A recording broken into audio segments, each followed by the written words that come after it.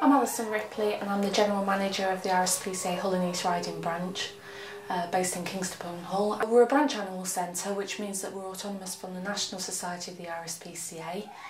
We have to raise all our own funds. We don't rely on the National Society, the government or the National Lottery even for any of our funding, so it can be quite a difficult situation for ourselves because Hull is a very deprived area. As a city centre, animal centre, obviously we are limited on the space that we've got available, unlike the rural centres, and we're taking approximately probably around 600 animals each year. At any one time we've probably got approximately 100 animals in our care, mainly dogs, cats and rabbits, and it is a particular problem for those three species. Occasionally we do have other small animals, but we have to limit what we do take in here.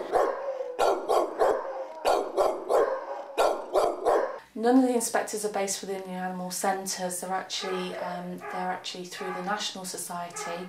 The branch animal centres are literally autonomous charities, and we specialise in the rehabilitation of the animals that the inspectors actually pick up on a daily basis. These are the animals that are suffering within the local community. As I say, they are as part of cruelty and neglect.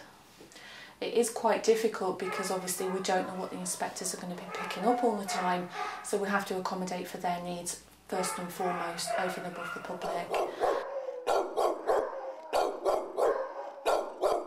We're funded from the local community. We rely heavily on the people based within our local area. We rely mainly on donations, through the kindness of legacies and through our own fundraising programme. We have come very close to closing over the past few years. We work on the bare minimum of paid staff. We have to have a small minority of staff because the type of animals that we take in do need rehabilitating, and obviously a lot of the animals come in suffering behavioural problems as well through the treatment that they've received. So we do work very closely with a very good team of volunteers here as well, and there's many ways in which they can help. They can work directly with the animals on the animal care. They can also do meeting and greeting of members of the public, because without the public we wouldn't be able to do the work we do because we rely on them for rehoming. We also have a fundraising team, and they are crucial to bringing in the much needed funds to keep us running, and without them we wouldn't be able to continue the work that we do. The biggest problem that the RSPCA has, it's a very large organisation, and the expectations from members of the public aren't always achievable, unfortunately.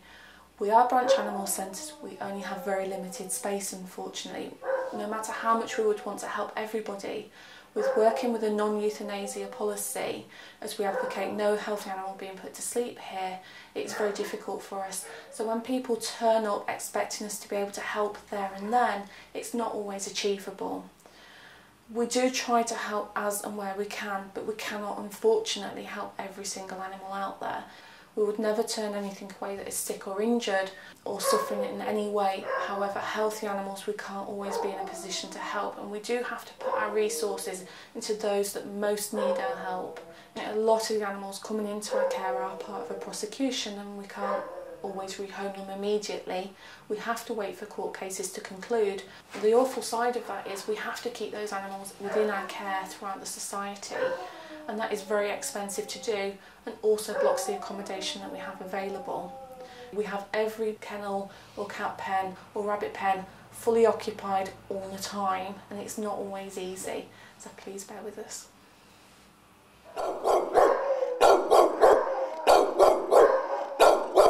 The biggest problem that this country has at the moment is the overpopulation of animals. There's far too many animals being bred for the amount of homes that are out there in the community. The biggest message that we need to be getting across to the members of the public is get your animals neutered and get them microchipped. We have so many animals brought into ourselves that haven't got a microchip, and we know are owned, they're clearly owned, and we just need to get them reunited with them as soon as possible so that we can help even more animals. So microchip and neutering are the key messages that we need to be getting across.